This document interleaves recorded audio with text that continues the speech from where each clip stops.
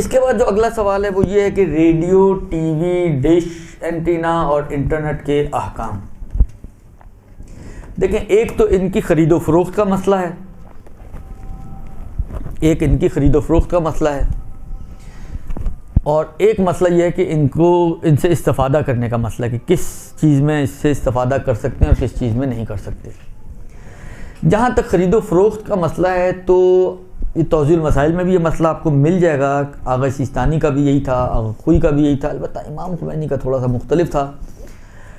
یہ دونوں بزرگان یہ فرماتے ہیں کہ وہ چیزیں جو مشترک ہوں، حلال اور حرام دونوں میں استعمال ہو سکتے ہیں. مشترک آلات، ان کا حرام یوز بھی ہے، ان کا حلال یوز بھی ہے. درست؟ مشترک آلات کو اگر آپ حرام یوز کے لیے نہیں لے رہے تو خرید و فروخت اس کی جائز ہے. درست؟ یہ تو آپ کی حد تک ہو گیا. اب آپ گھر میں لا کے رکھنا چاہ رہے ہیں، گھر میں تو آپ اکیلے تو نہیں ہیں، 10 لوگ اور بھی یوز کریں گے اس کو، تو وہ اس وقت آپ لا کے رکھ سکتے ہیں کہ جب آپ کو اس بات کا اطمینان ہو کہ آپ کے علاوہ بھی باقی جو افراد ہیں وہ اس کو حرام چیز میں استعمال نہیں کریں گے، تب آپ اس کو گھر میں لا کے رکھ سکتے ہیں. درست؟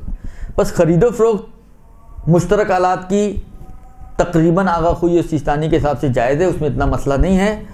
منتہا استفادے کے اعتبار سے وہ پابند کرتے ہیں کہ آغا سیستانی خاص طور پہ ان کے کلام میں یہ جملہ ہے کہ آپ کو یہ اطمینان ہونا چاہیے کہ آپ کے علاوہ دوسرے لوگ بھی اس کو حرام میں استعمال نہیں کریں گے. اس پہ گانے نہیں سنیں گے مثلا، اس پہ بیہودہ چیزیں نہیں دیکھیں گے مثلا ٹی وی پہ، یا آپ نیٹ کا کنیکشن لے رہے ہیں تو آپ کو یہ اطمینان ہونا چاہیے کہ مثلا آپ کے دوسرے گھر والے اس نیٹ کو حرام چیزوں میں استعمال نہیں کریں گے.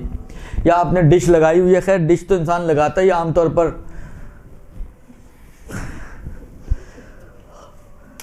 چٹپٹی چیزیں دیکھنے کے لیے، لیکن بالآخر انسان کو یہ اطمینان ہونا چاہیے کہ میں خود بھی اور کوئی میرے متعلقین، میرے بیگم، بیوی، بچے وغیرہ کوئی بھی اس کو حرام میں استعمال نہیں کریں گے، تب وہ ان چیزوں کو لے سکتا ہے اور گھر میں رکھ سکتا ہے.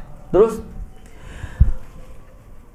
اسی سے آپ کو اندازہ ہو گیا کہ استفادے کے اعتبار سے بھی بالآخر جو حلال استفادے ہیں وہ کر سکتے ہیں. آپ خبریں سن سکتے ہیں، آپ سپورٹس دیکھ سکتے ہیں، آپ اور 10 چیزیں ہیں جو ممکن ہے حلال ہوں، آپ ان کو اس ٹی وی کے ذریعے، اس ڈش کے ذریعے، یا اس کیا کہتے ہیں انٹرنیٹ وغیرہ کے ذریعے آپ اس کو حلال چیزوں میں استعمال کر سکتے ہیں.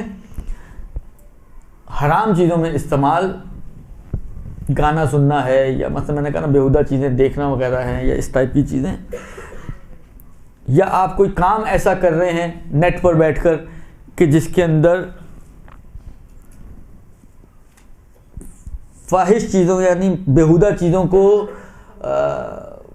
یعنی فلوٹ کر رہے ہیں مارکیٹ میں، تو وہ بھی حرام ہو جائے گا. خلاصہ یہ کہ حرام کاموں میں ان چیزوں کو استعمال کرنا حرام ہے. نہ آپ استعمال کریں گے، نہ آپ کا کوئی گھر والا استعمال کرے گا. اس صورت میں آپ اس کو گھر میں لا سکتے ہیں، ورنہ اپنے آفس میں رکھیں، ورنہ اپنے آفس میں رکھیں. تو آفس میں کم سے کم آپ اپنی ذات تک پابند ہیں کہ آپ کو جو ہے اس کو، البتہ آفس میں بھی یہ مسئلہ آ سکتا ہے کہ مثلا آپ تو نہیں کر رہے، آپ کی کلیگ آ گئے گانا لگا کے بیٹھ گیا، پھر دونوں سن رہے ہیں میں نے تو نہیں لگایا.